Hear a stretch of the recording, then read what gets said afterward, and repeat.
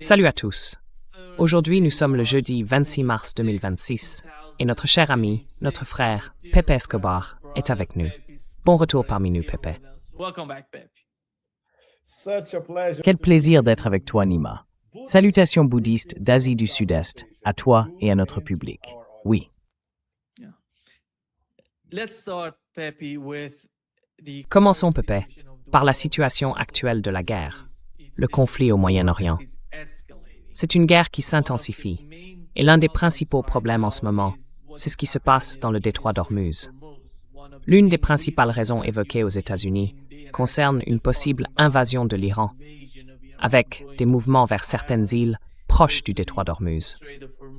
Vous y êtes allé, vous connaissez la région. Oui.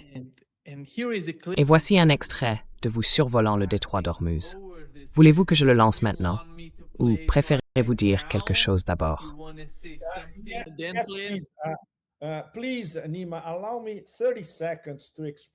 S'il te plaît, Nima, accorde-moi 30 secondes pour t'expliquer le contexte, à toi et à notre public.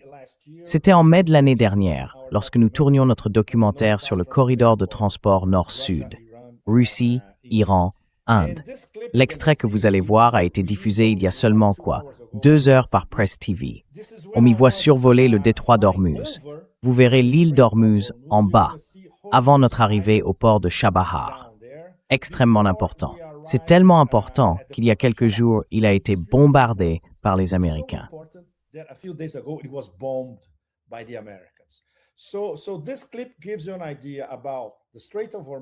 Donc ce clip vous donne une idée du détroit d'Ormuz.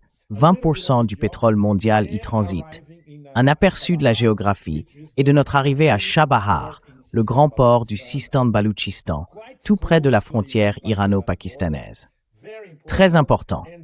Et il y a évidemment beaucoup de spéculations sur la possibilité d'un débarquement américain au Sistan-Baloutchistan, non loin de Chabahar, ce qui, si cela se produisait, serait une mission absolument suicidaire. Je ne pense pas que cela arrivera, mais il y a beaucoup de rumeurs à ce sujet au Pakistan, dans le Golfe et aussi en Iran. Mais vous pouvez considérer cela comme absurde. Nous en reparlerons plus tard. Merci, Nima.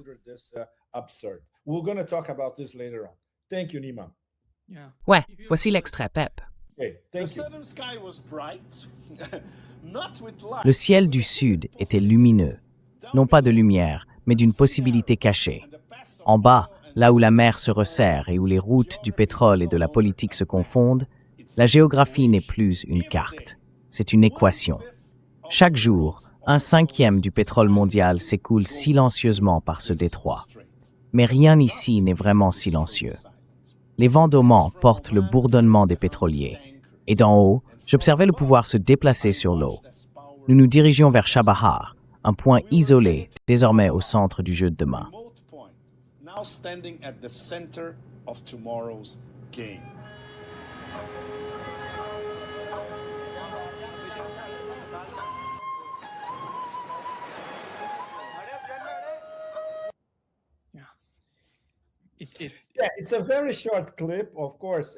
C'est un extrait très court, bien sûr. Dans le documentaire, s'il vous plaît, très simple, allez tous sur le site de Press TV, presstv.ir. Cliquez sur documentaire, c'est juste là devant vous. C'est un documentaire d'1 heure qui explique tout en détail sur le corridor. Et évidemment, vous verrez beaucoup d'images de Bandar Abbas, du Golfe Persique, du détroit d'Ormuz, du transport de marchandises, du port de Chabahar, et bien sûr, du fonctionnement du commerce dans le Golfe Persique et au-delà.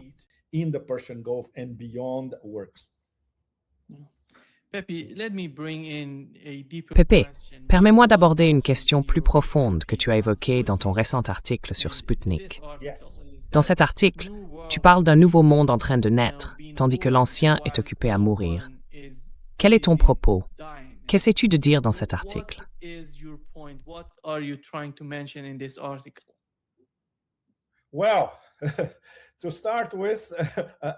Eh bien, pour commencer par un point technique, il s'agit d'une référence directe à une phrase tirée de l'une des chansons les plus importantes de Bob Dylan, où il dit en substance que celui qui ne s'affaire pas à naître s'affaire à mourir. J'ai adapté cette idée à l'ordre nouveau et à l'ancien ordre. Pour citer Gramsci, l'ancien ordre n'est pas encore mort, mais il meurt rapidement, tandis que le nouveau n'est pas encore pleinement né, bien qu'il soit déjà en train de prendre forme sous nos yeux. Au centre de cet ordre nouveau en gestation se trouve le détroit d'Ormuz. Ce n'est pas un hasard si un homme qui gère environ 14 000 milliards de dollars, la plus grande somme de fonds de l'histoire humaine, et ce n'est pas une exagération, Larry Fink de BlackRock accorde une attention particulière à cette région. Larry Fink from BlackRock. He gave an interview to the BBC where the breakdown is. Il a accordé une interview à la BBC où il a expliqué, en gros, qu'il n'y avait que deux issues possibles. Il faisait référence, sans entrer dans les détails, au détroit d'Ormuz, à la manière dont il allait fonctionner désormais. Donc ces deux issues, à la fin, qui n'est pas vraiment la fin, plutôt la fin du commencement, pas le commencement de la fin, nous aurons soit le pétrole à $40 le baril, soit le pétrole à $150 le baril. Et si c'est la deuxième option qui se réalise, il l'a dit franchement, sans détour, ce sera une récession mondiale. Alors, où en sommes-nous? Nous ne nous dirigeons pas vers la première option. Nous avançons rapidement vers la deuxième, car le pétrole est maintenant au-dessus de $100 et il ne redescend pas. It's not coming down. It's between 100 and 110. C'est entre 100 et 110. Selon ce qui se passera ce week-end, cela pourrait facilement atteindre 120. En supposant qu'il y ait cette énorme, vous savez, soi-disant invasion terrestre avec 4000 marines, ce qui est déjà une blague en soi, eh bien la récession mondiale a déjà commencé, soit dit en passant. Donc réfléchissez, bien sûr, parce qu'il se couvre toujours. N'oubliez pas, ce type gère des fortunes que les gens ne peuvent même pas quantifier, donc il doit se couvrir. Mais il sait, au fond de lui, et il avait l'air franchement morose dans cette interview, que nous nous dirigeons vers l'option numéro 2, le pétrole à 150 le baril. Et bien sûr, cela s'ajoute à ce qui ne s'est pas produit pendant la semaine. Nous parlons jeudi, n'est-ce pas, Nima? Tu te souviens que lundi, le fameux ultimatum a été annulé par Neil Caligula lui-même, parce qu'il a regardé les chiffres et a paniqué.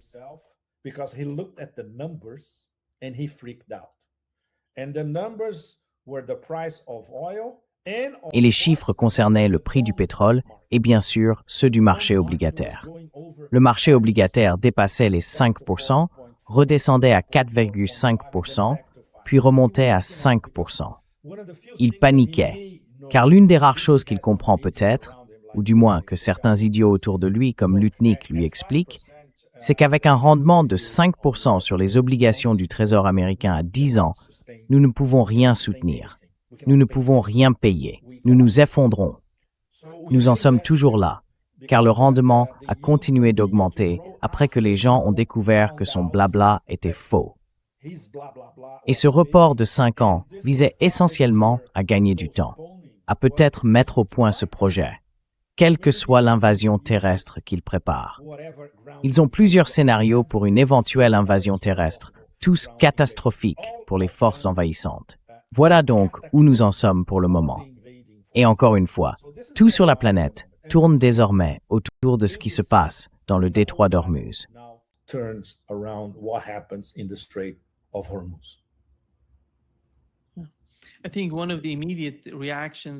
Je pense que l'une des réactions immédiates des Iraniens serait non seulement une attaque contre l'île qu'ils essaient de capturer, d'envahir, mais aussi contre les Émirats arabes unis. Nous avons vu comment Ali Larijani, le président du Parlement iranien, a déclaré « Nous avons des informations selon lesquelles l'un de ces États arabes coopère avec les États-Unis pour envahir l'Iran. Et cela pourrait être totalement dévastateur pour eux. Qu'en penses-tu? »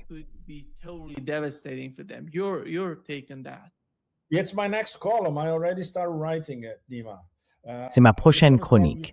J'ai déjà commencé à l'écrire, Nima. Celle-ci sera probablement publiée demain. J'ai commencé à écrire sur le Pakistan comme médiateur, le médiateur choisi. Si, bien sûr, une rencontre devait avoir lieu à Islamabad. C'était le scénario au début de la semaine. D'accord, nous allions peut-être avoir une rencontre à Islamabad d'ici la fin de la semaine entre J.D. Vance et Ghalibaf. Cela n'a probablement duré qu'une journée, une journée et demie au maximum, car l'idée précédente était qu'ils s'étaient débarrassés de Mutt et Jeff, Tweedledum et Tweedledee, Dumb and Dumber, Witkoff et Kushner. Ces idiots n'ont même pas été capables de lire la proposition, traduite par de très compétents diplomates omanais.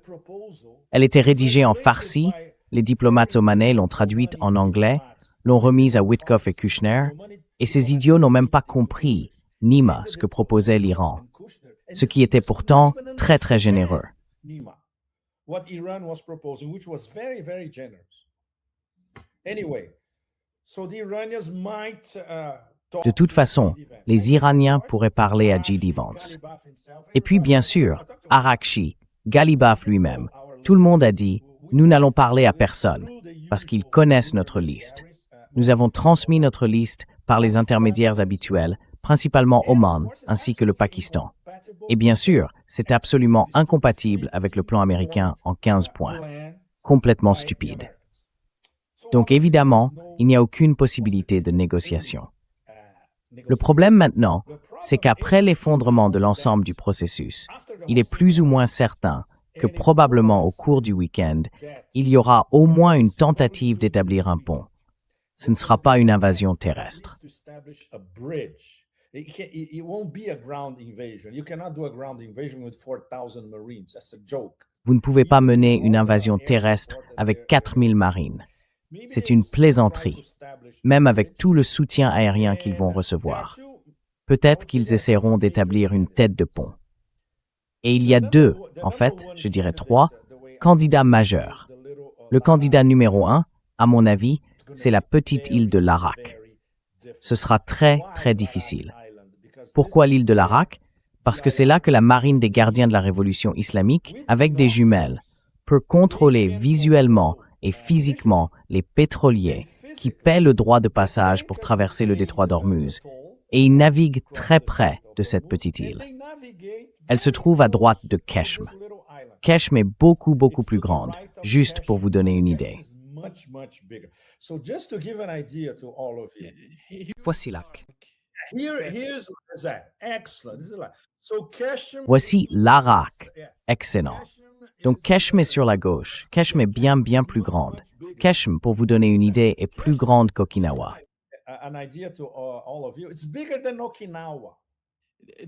Celle-ci, c'est Ormuz, que vous avez mentionné au début.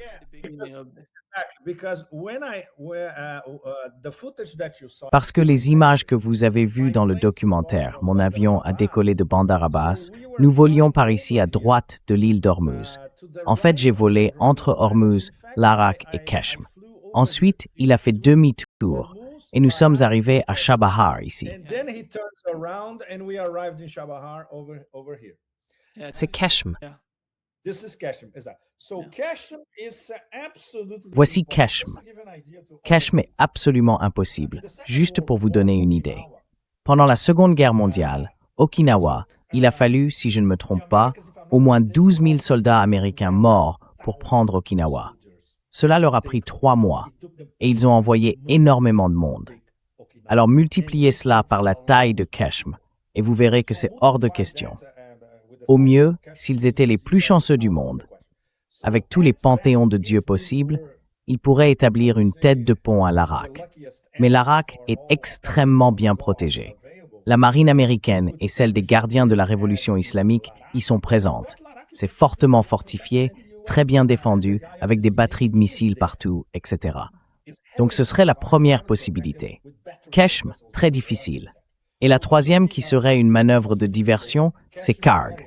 Mais Karg est très, très éloignée. Elle se trouve bien à l'ouest du détroit d'Ormuz. Juste pour être clair, laissez-moi aller à... Oui, vous pouvez montrer Karg. Exactement.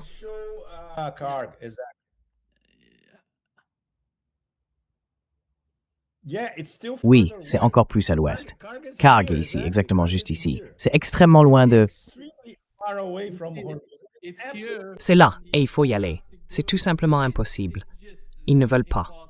Non, ils ne veulent pas. No, they don't. And if, for instance, if Et si par exemple, ils atterrissent au Koweït et essayent de traverser jusqu'à Karg, waouh, ils vont être des cibles parfaites pour les batteries de ce type. Complètement absurde. Ça ne va pas marcher. Completely absurd. So it's not going to work. C'est presque impossible, tu sais, d'aller dans cette direction. Tu as raison. You're right. So tell me, Alors dis-moi, es-tu d'accord pour dire que l'Irak est probablement la cible numéro 1 en ce moment? target at the moment. C'est possible, mais je pense littéralement à cette île ici, l'ancienne Keshm, tu sais, ici. D'accord, d'accord. Ils sont peut-être plus proches de l'île de Keshm, et donc plus proches de... Eh bien, je pense que cette île pourrait être l'une d'entre elles.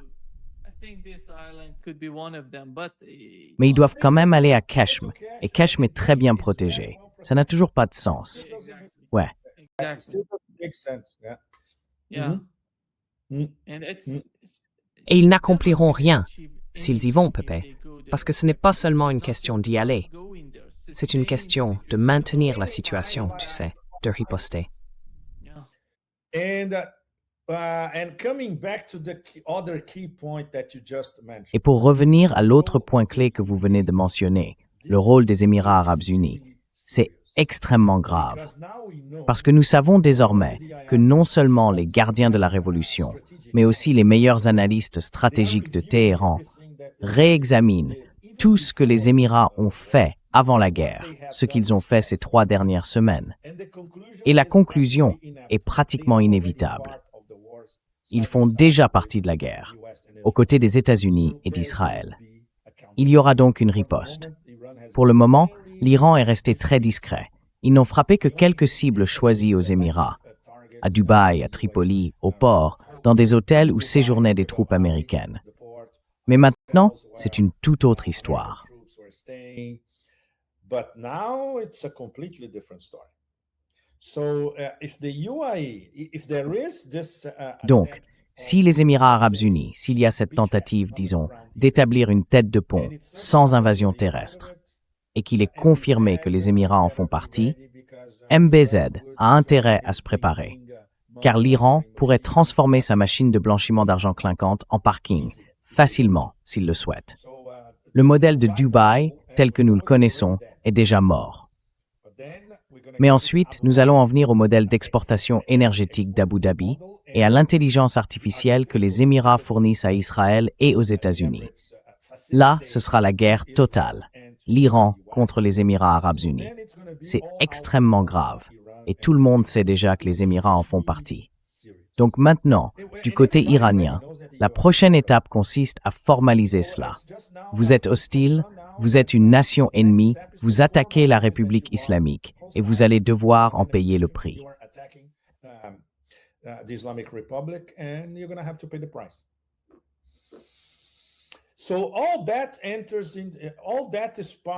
Tout cela fait donc partie, une fois encore, de tout ce qui tourne autour du détroit d'Ormuz. Le Qatar et Oman ont été très, très malins. Ce sont les seuls parmi les pays du CCG à s'être dissociés de la guerre et du camp de l'Occident et d'Israël. En pratique, Oman et le Qatar sont désormais neutres, et l'Iran le reconnaît. Mais pour les autres États du CCG, en particulier l'Arabie saoudite et les Émirats arabes unis, c'est une toute autre histoire. Nous savons qu'un document a été publié par 5 membres du CCG, sans Oman, ainsi que par la Jordanie, avec son petit roi, condamnant l'Iran, ce qui revient essentiellement à dire « Regardez, nous nous rangeons du côté du syndicat absent ». C'est ainsi que cela a été interprété à Téhéran, évidemment. Je dirais donc que les deux camps savent désormais très clairement qui est de quel côté et qui a choisi de s'en retirer, Oman et le Qatar.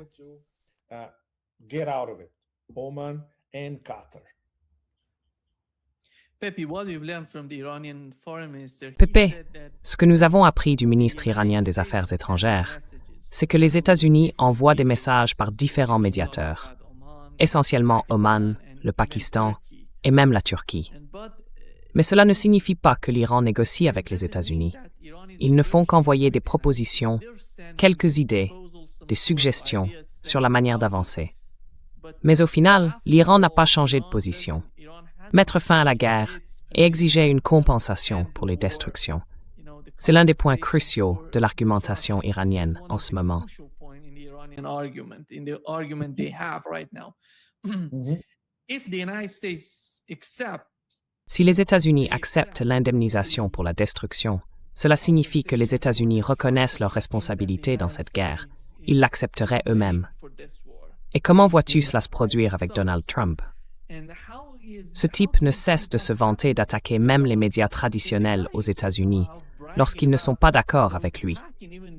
Il dit qu'ils inventent des mensonges et tout le reste.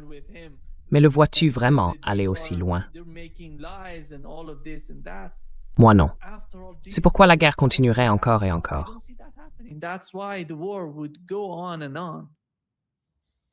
Absolutely. There's what I described. Absolument. Ce que j'ai décrit comme la machine infernale de l'escalade va continuer à tourner. Et cela était déjà évident au début de la semaine, indépendamment de l'ultimatum visant à commencer la destruction du réseau électrique en fonctionnement, que cela ait eu lieu ou ait été annulé pratiquement à la dernière minute. Quoi qu'il en soit, la machine de l'escalade est là, car les positions des deux camps sont absolument incompatibles sur tous les sujets. Sauf peut-être, enfin en supposant que les États-Unis négocient de bonne foi, ce qu'ils ne font jamais. Et évidemment, personne en position de pouvoir en Iran ne peut raisonnablement négocier avec les États-Unis après ce qui s'est passé lors des deux dernières occasions. Il n'y a donc aucune négociation possible.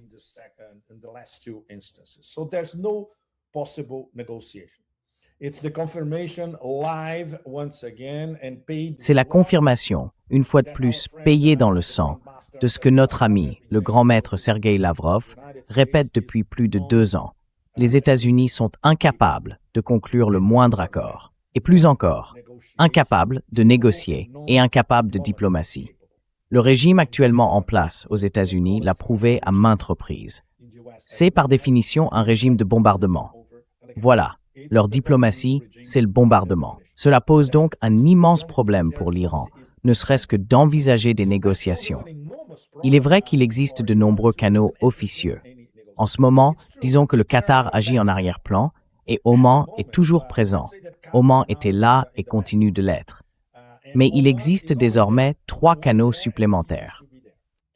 But there are 3 extra back channels now: Egypt, Turkey, and Pakistan. L'Égypte, la Turquie et le Pakistan.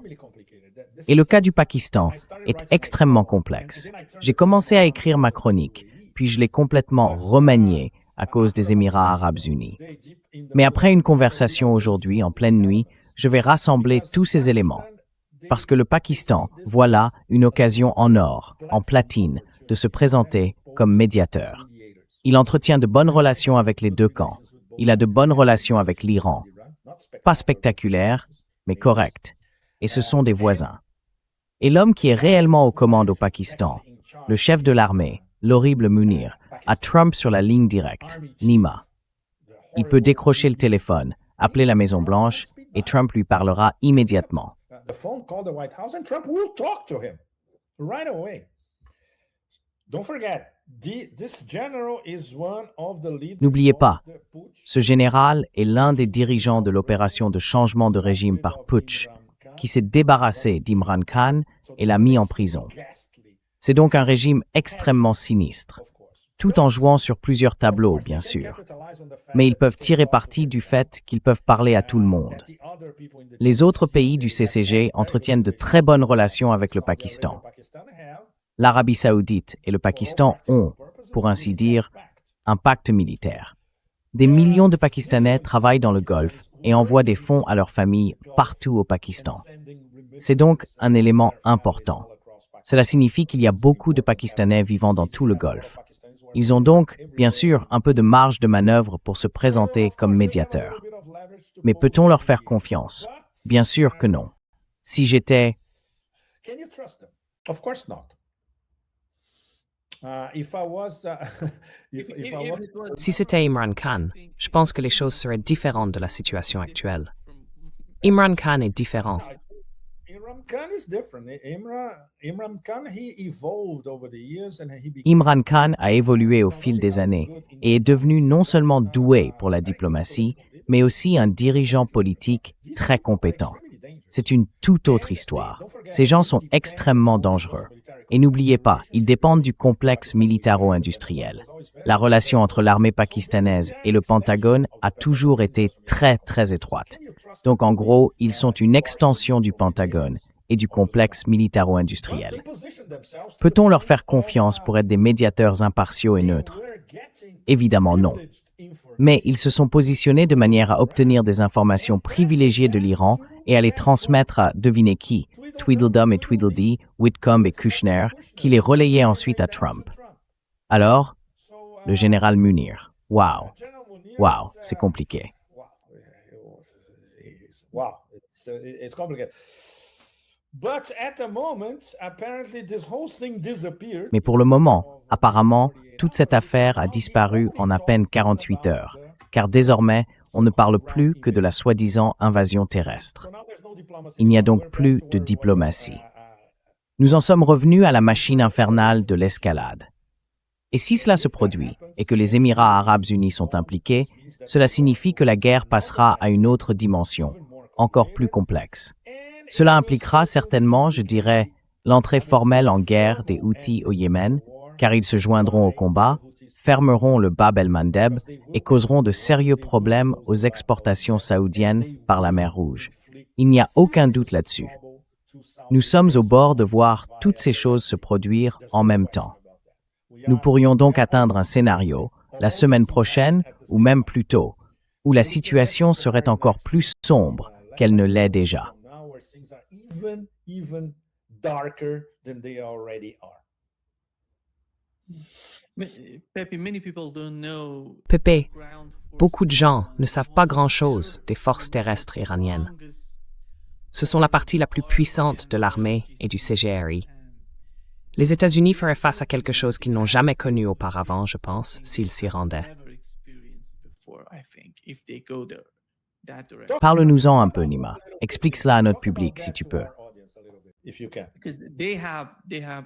Parce qu'ils ont en ce moment plus d'1 million de soldats prêts à se battre, prêts à combattre sur le terrain. Et ils sont tellement... Pepe, j'ai fait mon service militaire dans la marine, dans le nord de l'Iran, à Anzali, à Bandar Anzali. Bandar Anzali aussi. D'ailleurs, cet endroit a été bombardé il y a quelques jours. Tu as vu ça, non?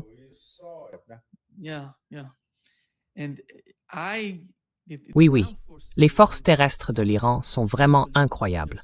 Elles sont si bien équipées, si prêtes. Enfin, tu vois, à tous les niveaux qu'on peut imaginer. C'est pourquoi je ne vois pas vraiment les États-Unis avoir une bonne option en allant dans cette direction.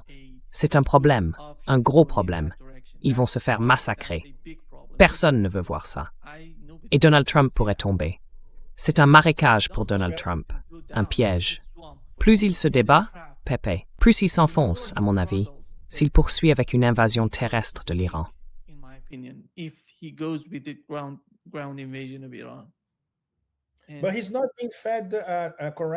Mais il ne reçoit pas les bonnes informations, Nima. Il a déjà fuité que ce sont en gros des vidéos de 2 ou 3 minutes chaque jour. 5 minutes au maximum. Un collage d'images montrant des réussites, des bombardements, et ainsi de suite. Donc, évidemment, il ne lit pas. Il est incapable de mettre les choses en contexte. Il ne perçoit pas la nuance. Il se comporte comme un enfant de 2 ans, pas de 4 ans, de 2 ans. Et bien sûr, tous les courtisans autour de lui, immensément médiocres. Voilà. Ah, il ne faut pas fâcher le patron. C'est ce qu'il reçoit chaque jour. Il n'est donc pas étonnant qu'il n'ait pas accès à des informations qualifiées.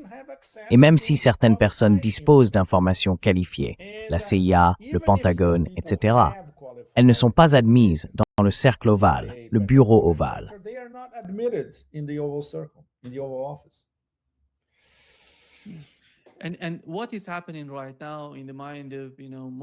Ce qui se passe en ce moment dans l'esprit, tu sais, des principaux décideurs en Iran se résume à 2 options. D'un côté, négocier avec les États-Unis, et de l'autre, tout décider sur le champ de bataille. Et d'après ce que j'ai vu jusqu'à présent, plus de 89% penchent pour le combat, car personne ne voit la moindre issue positive à des négociations avec les Américains. Tout n'est que tromperie, tu sais, création de fausses positions. Puis les attaques contre l'Iran, encore et encore, les assassinats de dirigeants, de commandants. Rien ne change. C'est pourquoi, Pepe, ce qui se passe aujourd'hui se prépare depuis si longtemps, plus de 20 ans. L'aile droite du gouvernement, les conservateurs, n'ont cessé de dire « Pourquoi laissons-nous ces gens utiliser ce commerce contre nous ?»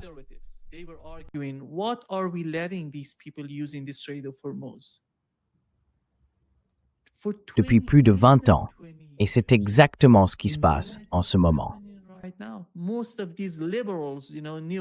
La plupart de ces libéraux, enfin néolibéraux, en Iran, se moquent d'eux. Ces gens sont fous. Ils ne savent pas, ils ne comprennent pas la réalité. Mais c'est bien la réalité de ce qui se passe en ce moment. C'est pourquoi ces personnes sont les principaux décideurs. Parce qu'après tout, vous savez ce que les États-Unis et Israël ont fait jusqu'à présent.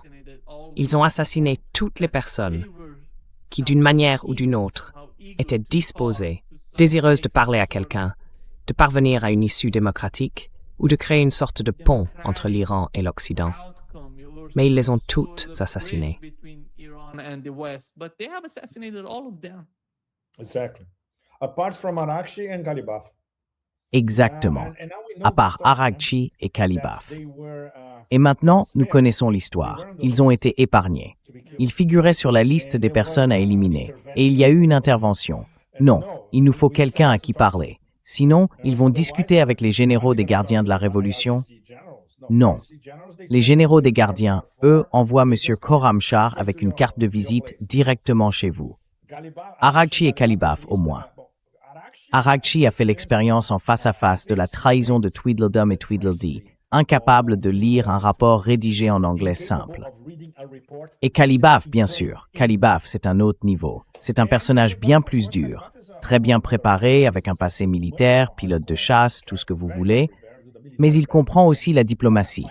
Après tout, il siège au Majlis. Au Majlis, il faut être extrêmement diplomate. Voilà. Et tous les autres sont des commandants militaires. And everybody else is a military commander. 99% des personnes actuellement au pouvoir ont participé à la guerre Iran-Irak. Elles savent ce qu'est la guerre. Ils savent ce que signifie une vraie guerre. Ces idiots à Washington, ils ne savent même pas ce qu'est une guerre, pas même à Wall Street.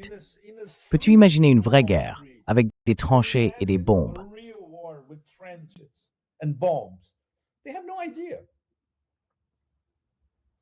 Ils n'en ont aucune idée. Vous savez, le type qui était commandant du CGRI, le général Mohsen Rezaei, quand il dirigeait le CGRI pendant la guerre Iran-Irak, il avait 24 ans. Le fait est que ces gens ne comprennent pas. Tuer des commandants ne changera rien.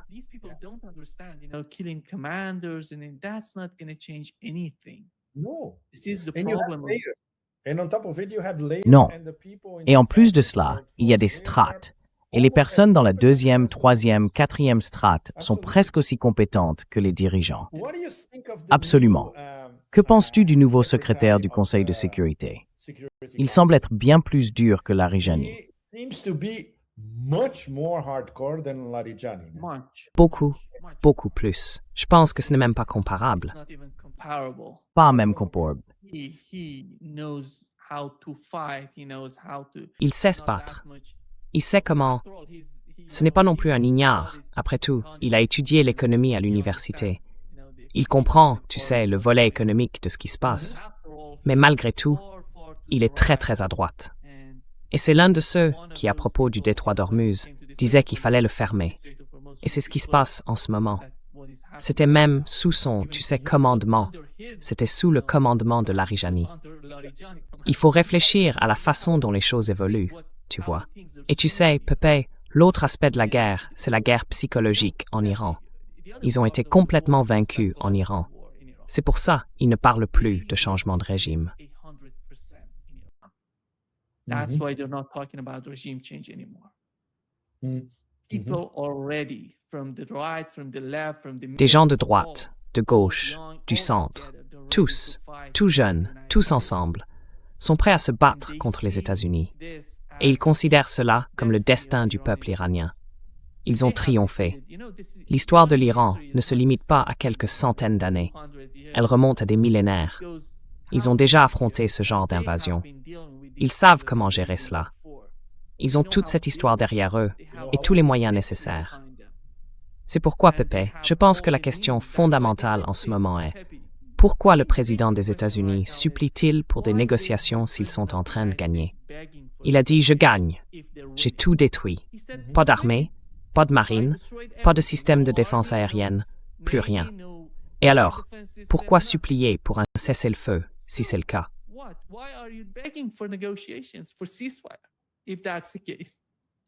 Exactly.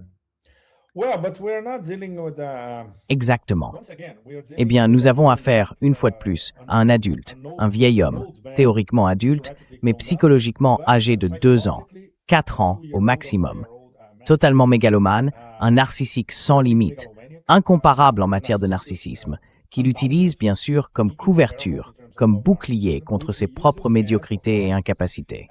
as a cover. Le fait est qu'il est essentiellement lâche, qu'il ne manifeste aucune empathie envers qui que ce soit, ou quoi que ce soit, que toute la planète tourne autour de lui. Et maintenant, dans une position de pouvoir en tant que président des États-Unis, il est très, très facile de croire que le monde tourne autour de soi. Cela s'est déjà produit avec des présidents américains précédents, mais pas à ce niveau. This happened with the previous American presidents, but not to this level. He's mentally unprepared to be. Il n'est pas mentalement préparé à, tu sais, s'occuper d'un lycée, ce qui est déjà trop. Peux-tu imaginer la soi-disant nation invincible ou indispensable? C'est donc extrêmement compliqué. Et il est très facile de le manipuler, Nima. Le meilleur exemple, c'est si tu lui fournis des informations triées. C'est la seule chose qu'il absorbera, car il n'a pas la curiosité intellectuelle de chercher ailleurs, ni même de consulter les énormes et volumineux rapports de renseignements qui sont sur sa table chaque jour. Il ne les ouvre même pas. Donc c'est très facile, vraiment très très facile, de le manipuler. Et dans le cas du génocidaire, du criminel de guerre à Tel Aviv, qui est allé aux États-Unis 7 fois au cours de l'année écoulée, ou de l'année et demie à peu près. 7 times in the past year and a half or so, he's always in DC. It's very, very easy to manipulate. Il est toujours à Washington. C'est très très facile de le manipuler. Et il est rusé. C'est peut-être un criminel de guerre, mais il est très très intelligent. Alors il retourne Trump comme rien. C'est vraiment très facile. Et en plus, il est entouré de médiocres comme, tu sais, le secrétaire à l'énergie, non? Lutnick de Cantor Fitzgerald, en gros un escroc de la finance. L'absolument épouvantable gendre Kushner. On peut l'appeler le gangster silencieux de toute l'entreprise mafieuse. Extrêmement dangereux. Pas très futé, mais d'une brutalité incroyable. La plus brillante du couple, c'est Ivanka, et j'en ai eu la confirmation de gens qui les connaissent bien. Ils m'ont dit, écoute Ivanka, c'est elle le cerveau. Lui, c'est un parfait abruti. Mais il peut parler directement à Trump quand il veut, et Trump l'écoute. He can talk directly to Trump anytime, and Trump listens to him. Very, very dangerous. So it's so easy to manipulate him. Très, très dangereux. Il est tellement facile de le manipuler.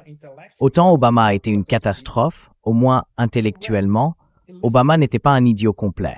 Il lisait, il écoutait les gens. D'accord, la prise de décision, c'est une autre histoire. Mais intellectuellement, on ne peut pas comparer les deux. Au moins, on avait un président capable d'énoncer une pensée, d'enchaîner des phrases, de développer un argument cohérent, de réellement débattre. C'est smart déjà lorsqu'il était à l'université. C'est donc essentiel. So this is essential. The psychological profile of this character. Le profil psychologique de ce personnage est essentiel, car maintenant, avec sa décision ultime, même si cette décision a peut-être été prise pour lui par des puissances supérieures, nous savons qui elles sont, les suspects habituels, les donateurs, les super financiers, l'axe sioniste international et ainsi de suite. C'était leur décision. Mais ils ont trouvé le messager parfait. Et c'est pourquoi nous vivons ces temps sombres, très sombres, tu sais, ces nuages noirs qui enveloppent la planète entière, en fait. Ils n'avaient pas le discernement intellectuel ni la capacité d'analyser les conséquences d'une chose pareille. C'est fou, parce que même des gens qui sont des fonctionnaires du système, à l'intérieur de la CIA par exemple, ou qui ont travaillé avec la CIA, ne le voient pas. Et maintenant, certains d'entre eux au moins commencent à dire que non, tout cela était complètement absurde dès le départ.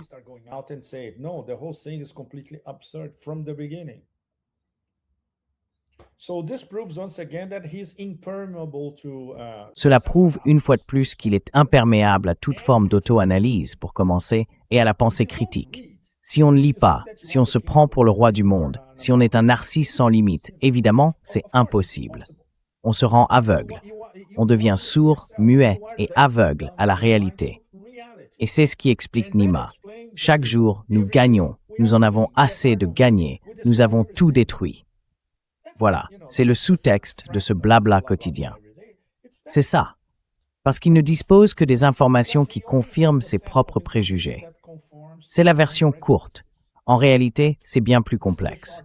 On écrit des livres sur les tueurs en série. Celui-ci mériterait un livre sur une personnalité narcissique extrême qui se trouve détenir un pouvoir pratiquement illimité. À quel point c'est dangereux? Eh bien, nous vivons tous sous ce nuage en ce moment.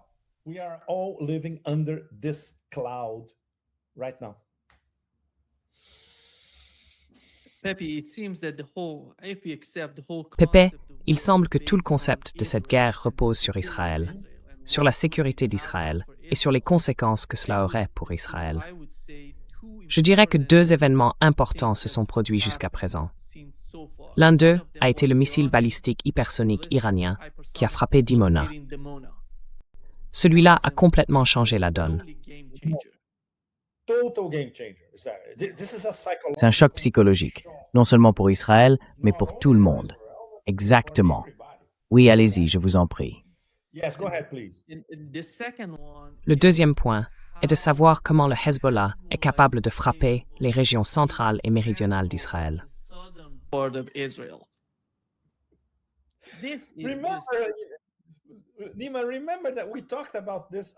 Nima, souviens-toi, nous en avons beaucoup parlé. Et nous n'avons cessé de rappeler à notre public que le Hezbollah est en train de se restructurer. Cela va prendre du temps. C'est un processus très complexe. C'est ce que j'ai entendu au Liban l'année dernière, lorsque je suis allé aux funérailles du Cheikh Nasrallah et que j'ai parlé avec des dirigeants politiques du Hezbollah. Ils ont dit oui, c'est compliqué. Il y a eu cette décapitation. Mais nos 2e, 3e et 4e niveaux sont très très solides. Ils sont jeunes et bien préparés. Cela prendra du temps, mais nous sommes déjà en train de le faire. C'était l'année dernière. Cette année, nous voyons déjà les résultats. Ce sont désormais les 2e, 3e et 4e générations qui sont aux commandes du Hezbollah.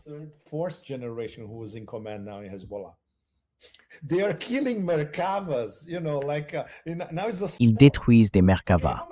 Maintenant, c'est devenu un sport. Bon, combien de Merkavas allons-nous détruire aujourd'hui? Facile. Allons-y. Voilà. Il faut du temps pour restructurer un environnement militaire. Et le Hezbollah est un cas complexe car il possède une branche sociale extrêmement active. Ils doivent apporter au moins un certain soulagement à des quartiers entiers du sud de Beyrouth et à des villages dans tout le sud du Liban. Et en plus de cela, en même temps, ils doivent réorganiser leur machine militaire. C'est immensément impressionnant. On ne peut faire cela qu'avec des cadres du plus haut niveau, bien éduqués, vigilants, dynamiques, créatifs et aussi énergiques que la génération précédente.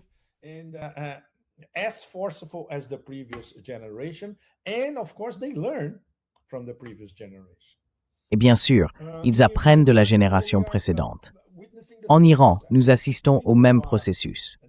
Les personnes qui sont maintenant, disons, probablement dans la 2e couche, remplaçant tous les dirigeants qui ont été assassinés, elles poursuivent le mouvement. Et bien sûr, la motivation est forte, car elles ont vu ce qui est arrivé à leur mentor. Tout cela est subordonné à un objectif supérieur. Et quand je dis supérieur, je veux dire non seulement sur le plan géopolitique, mais aussi sur les plans spirituels, éthiques et moraux. Et avec l'assassinat de l'ayatollah Khamenei, c'est encore plus vrai. Ils se battent pour sa mémoire, son héritage, la continuité d'une idée. C'est extrêmement important.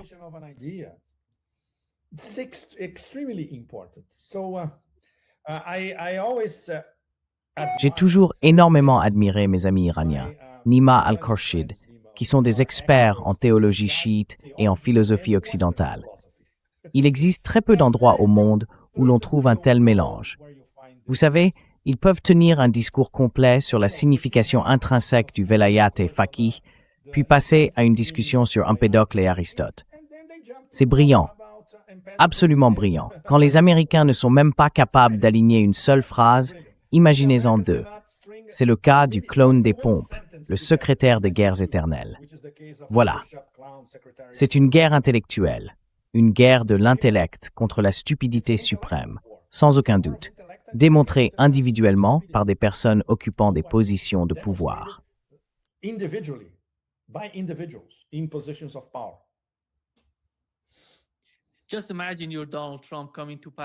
Imaginez que vous êtes Donald Trump arrivant au pouvoir et constatant qu'Assad est parti, que le chef du Hezbollah a été assassiné, que des commandants en Iran ont été tués. Vous pensez que les actes de résistance disparaissent peu à peu de la scène. Alors, allons attaquer l'Iran tout de suite. Tout cela a commencé avec le Yémen, souvenez-vous. Il a commencé avec le Yémen. Il a essayé de détruire le Yémen avant de s'en prendre à l'Iran, mais cette mission a été un échec de sa part. Pourtant, il a d'une certaine manière cru qu'à cause de ces fausses émeutes en Iran, le peuple allait faire le travail à sa place.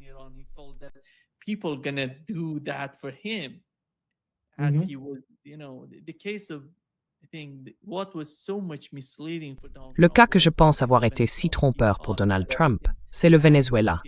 Il pensait pouvoir gérer quelque chose de similaire en Iran, que ce serait la fin des actes de résistance. Mais ce à quoi il fait face maintenant, Pepe, c'est un Iran fort de l'intérieur, non seulement sur le plan militaire, mais aussi interne. Il y a un nouveau Hezbollah en Irak, très puissant. Ils sont prêts, je dirais, à devenir le prochain visage du gouvernement irakien. Ils vont prendre le pouvoir dans un avenir proche. Ce sont eux qui décident de tout en Irak en ce moment.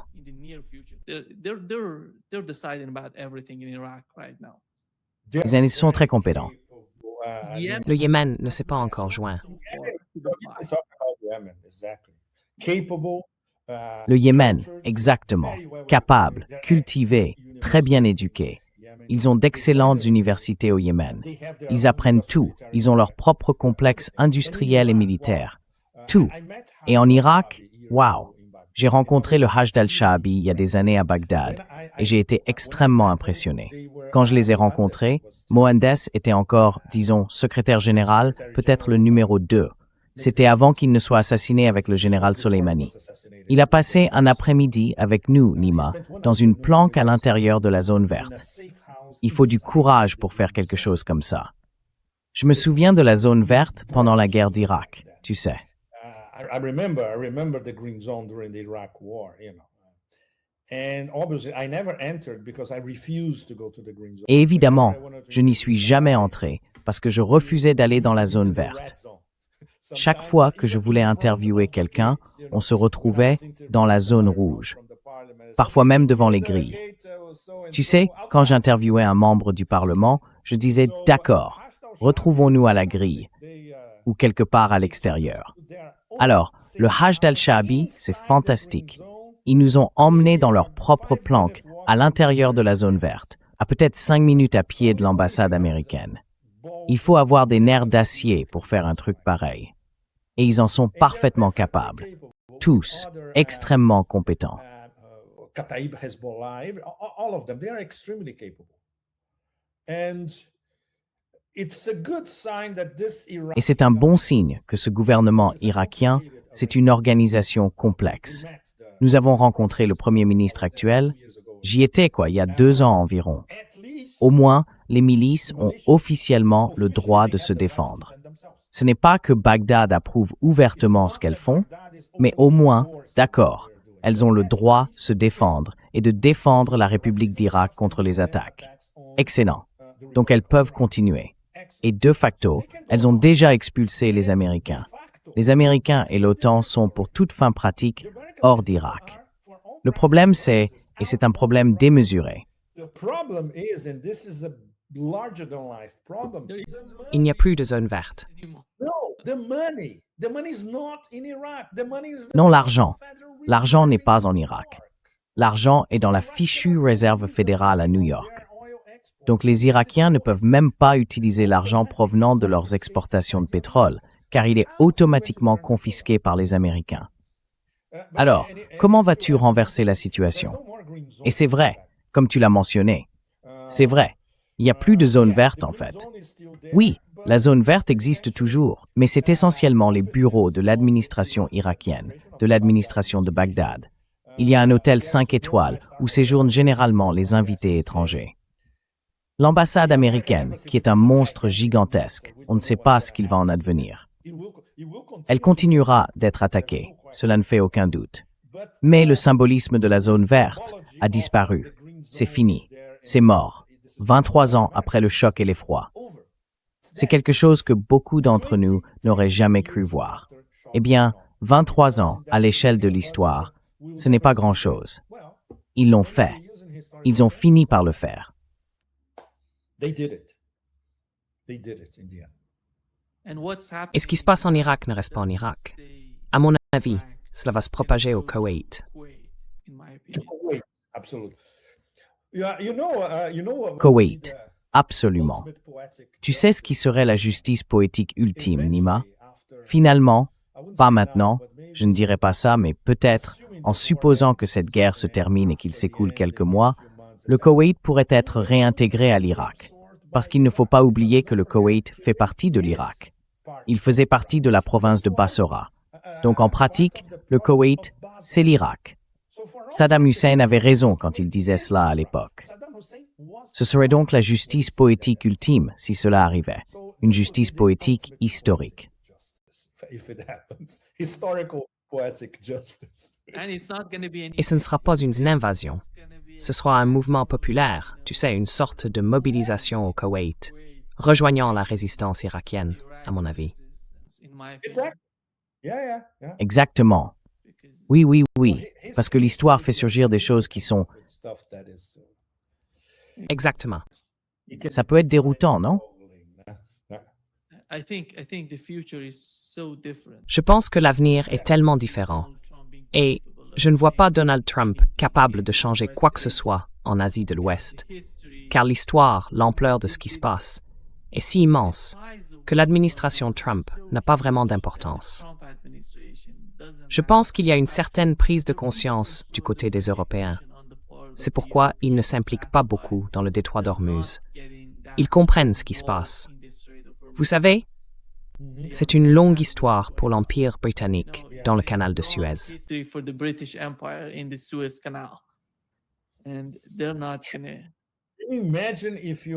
Et ils ne vont pas.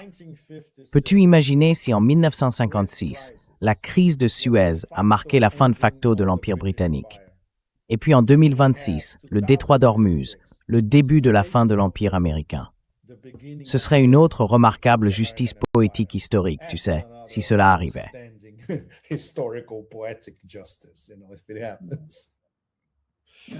Oui, exactement. Muito obrigado, Pep. Merci à toi. Quel plaisir. C'était génial de te parler. Les prochains jours vont être très, très chargés. Exactement. Tellement lourd, oui. Tout pourrait être bouleversé.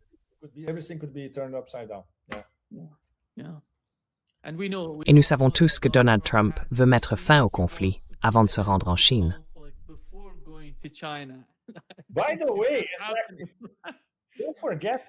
Au fait, n'oublie pas qu'à présent nous avons une date, Nima.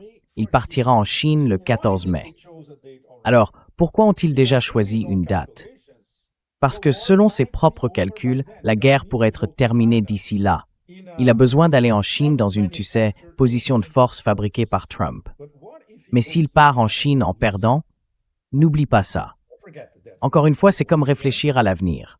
Le pétrole à $40 le baril ou à $150 le baril. C'est la même chose dans le scénario avec la Chine. Position de force ou perdant total. Ouais.